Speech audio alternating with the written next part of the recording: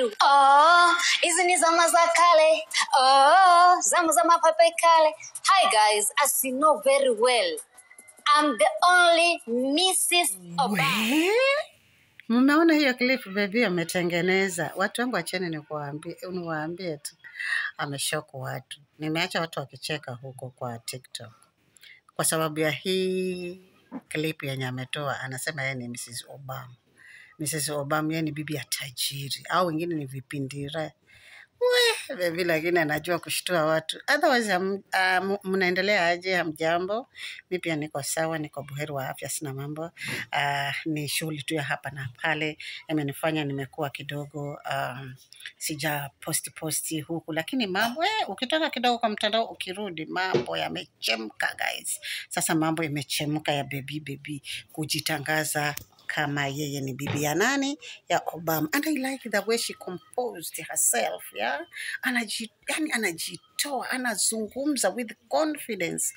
Msichana ni talented. Hatumwezi, hata tufanye nini.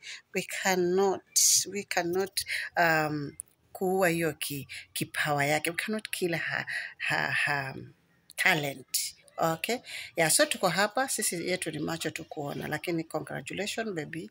Juzi ulitumiwa 1 million, nafikiri ilikuwa kwa huyo Maimani huyo, Mr. Obama.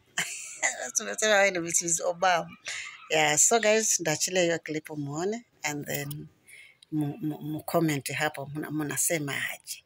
Kwa mtazamo wako wewe ni hizi ni zama za kale. Zama pepe kale. Hi guys, as you know very well, I'm the only Mrs. Obama. Nimefika kwa ground.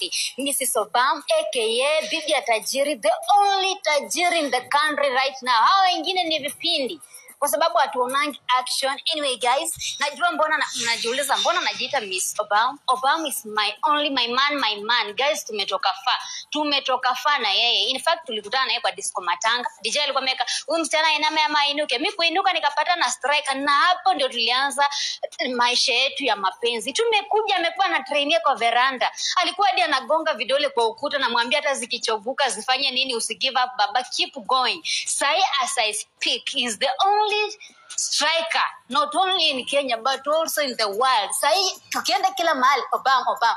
Every place anatajwa. Kama ingekuwa yeye, tuseme ukweli, Kenya simngetolewa kwa zoezi. Kama ingekuwa yeye, president angekuja atolewe hiyo pesa. Lakini juu ya bwanangu my man, president alifika kwa ground akawapatia pesa. Juzi nimepigiwa simu na coach wa Manchester United, ananiambia mama, ambia your husband akuja atuokolee. Mimi ni nani? Timu ya wadaifu. Na Biblia ilisema twende tuokolee wadaifu. Nimetuma bwanangu akaenda acheze Manchester United. So sai Manchester ajaingia kwa timu, lakini saya ashakuwa top scorer. So guys, today tunakutana meeting ya ladies, mabibi ya tajiri, mabibi wa millionaires. Tupange vile tutakaa na wanaume wetu. Tunajua sai wasichana they are just everywhere.